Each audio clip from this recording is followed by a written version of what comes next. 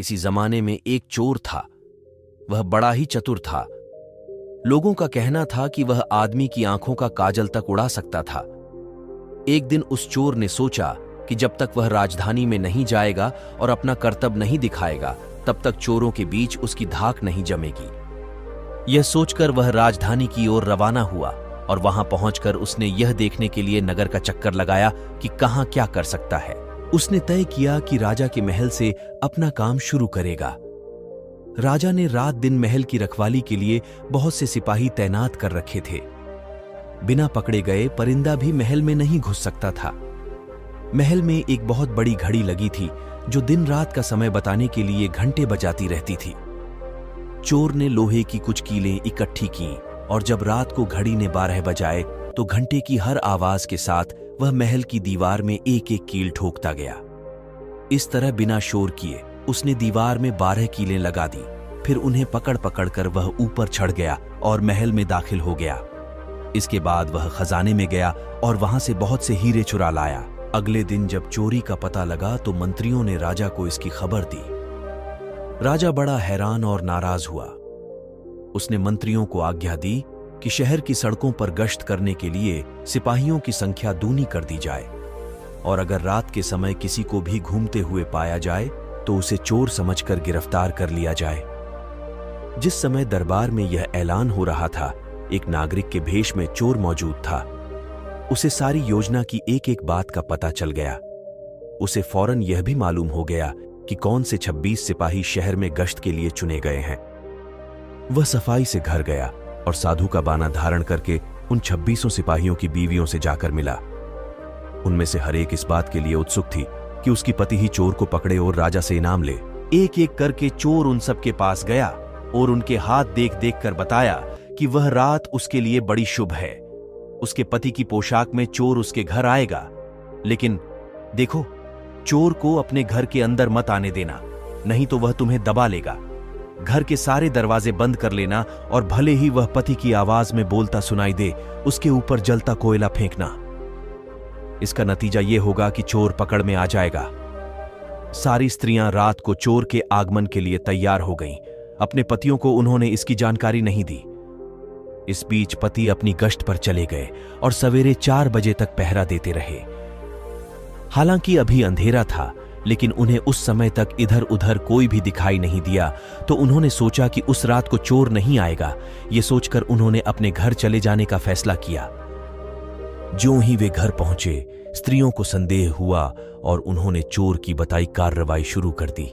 फल वह हुआ कि सिपाही जल गए और बड़ी मुश्किल से अपनी स्त्रियों को विश्वास दिला पाए कि वे ही उनके असली पति हैं और उनके लिए दरवाजा खोल दिया जाए। सारे पतियों के जल जाने के कारण उन्हें अस्पताल ले जाया गया। दूसरे दिन राजा दरबार में आया तो उसे सारा हाल सुनाया गया। सुनकर राजा बहुत चिंतित हुआ और उसने कोतवाल को आदेश दिया कि वह स्वयं जाकर चोर पकड़े। उस रात कोतवाल ने तैयार होकर शहर का पहरा देना शुरू किया। जब वह एक गली में जा रहा था, चोर ने जवाब दिया, मैं चोर हूं। कोतवाल समझा कि लड़की उसके साथ मजाक कर रही है। उसने कहा, मजाक छोड़ो और अगर तुम चोर हो तो मेरे साथ आओ, मैं तुम्हें हथकड़ी में डाल दूंगा। चोर बोला, ठीक है, इससे मेरा क्या बिगड़ेगा। और वह कोतवाल के साथ हथकड़ी डालने की जगह पर पहुंचा। वहां जाकर चोर ने कहा, कोतवाल साहब, इस हथकड़ी को आप इस्तेमाल कैसे किया करते हैं? मेहरबानी करके मुझे समझा दीजिए। कोतवाल ने कहा, तुम्हारा क्या भरोसा, मैं तुम्हें बताऊं और तुम भाग जाऊं तो? चोर बोला, आपके बिना कहे मैंने अपने को आपके हवाले कर दिया है, मैं भाग क्यों जाऊंगा? कोतवाल उसे यह दिखाने के लिए राजी हो गया कि हथकड़ी कैसे डाला जाता है। ज्यों ही उसने अपने हाथ पैर उसमें डाले कि चोर ने झट चाबी घुमाकर हाथकड़ी का ताला बंद कर दिया और कोतवाल को राम राम करके चल दिया। जाड़े की रात थी। दिन निकलते निकलते कोतवाल मारे सर्दी के अधमरा हो गया। सवेरे जब सिपाही बाहर आने लगे तो उन्होंने देखा कि कोतवाल काठ में फंसे पड़े हैं। उन्होंने उनको उसमें से निकाला और अस्पताल ले गए। अगले दिन जब दरबार लगा तो राजा को रात का सारा किस्सा सुनाया गया। राजा इतना हैरान हुआ कि उसने उस रात चोर की निगरानी स्वयं करने का निश्चय किया। चोर उस समय दरबार में मौजूद था और सारी बातों को सुन रहा था। रात होने पर उसने साधु का भेष बनाया और नगर के सिरे पर एक पेड़ के नीचे धूनी जलाकर बैठ गया। राजा ने गश्त शुरू की और 2 बार साधु के सामने से गुजरा। तीसरी बार जब वह उधर आया तो उसने साधु से पूछा कि क्या इधर से किसी अजनबी आदमी को जाते उसने देखा है? साधु ने जवाब दिया कि वह तो अपने ध्यान में लगा था, अगर उसके पास से कोई निकला भी होगा तो उसे पता नहीं। यदि आप चाहें तो मेरे पास बैठ जाइए और देखते रहिए कि कोई आता जाता है या नहीं। यह सुनकर राजा के दिमाग में एक बात आई और उसने फौरन तय किया कि साधु उसकी पोशाक पहनकर शहर का चक्कर लगाए और वह साधु के कपड़े पहनकर वहां चोर की तलाश में बैठे। आपस में काफी बहस मुबाहिसे और 2-3 बार इनकार करने के बाद आखिर चोर राजा की बात मानने को राजी हो गया और उन्होंने आपस में कपड़े बदल लिए। चोर तत्काल राजा के घोड़े पर सवार होकर महल में पहुंचा और राजा के सोने के कमरे में जाकर आराम से सो गया। बेचारा राजा साधु बना चोर को पकड़ने के लिए इंतजार करता रहा। सवेरे के कोई 4 बजने आए। राजा ने देखा कि न तो साधु लौटा और कोई आदमी या चोर उस रास्ते से गुजरा, तो उसने महल में लौट जाने का निश्चय किया। लेकिन जब वह महल के फाटक पर पहुंचा तो सिपाही ने सोचा, राजा तो पहले ही आ चुका है, हो न हो यह चोर है जो राजा बनकर महल में घुसना चाहता है। उन्होंने राजा को पकड़ लिया और काल कोठरी में डाल दिया। राजा ने शोर मचाया पर किसी ने भी उसकी बात न सुनी। दिन का उजाला होने पर काल कोठरी का पहरा देने वाले सिपाही ने राजा का चेहरा पहचान लिया और मारे डर के थरथर कांपने लगा।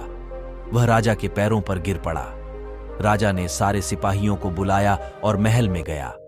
उधर चोर, जो रात भर राजा के रूप में महल में सोया था, सूरज की पहली किरण फूटते ही राजा की पोशाक में और उसी के घोड़े पर रफू चक्कर हो गया। अगले दिन जब राजा अपने दरबार में पहुंचा तो बहुत ही हताश था। उसने ऐलान किया कि अगर चोर उसके सामने उपस्थित हाँ जाएगा तो उसे माफ कर दिया जाएगा और उसके खिलाफ कोई कार्रवाई नहीं की जाएगी, बल्कि उसकी चतुराई के लिए उसे इनाम भी मिलेगा। चोर वहां मौजूद था ही फौरन राजा के सामने आ गया और बोला, महाराज, मैं ही वह अपराधी हूं। इसके सबूत में उसने राजा के महल से जो कुछ चुराया था वह सब सामने रख दिया, साथ ही राजा की पोशाक और उसका घोड़ा भी। राजा ने उसे गांव इनाम में दिए और वादा कराया कि वह आगे चोरी करना छोड़ देगा।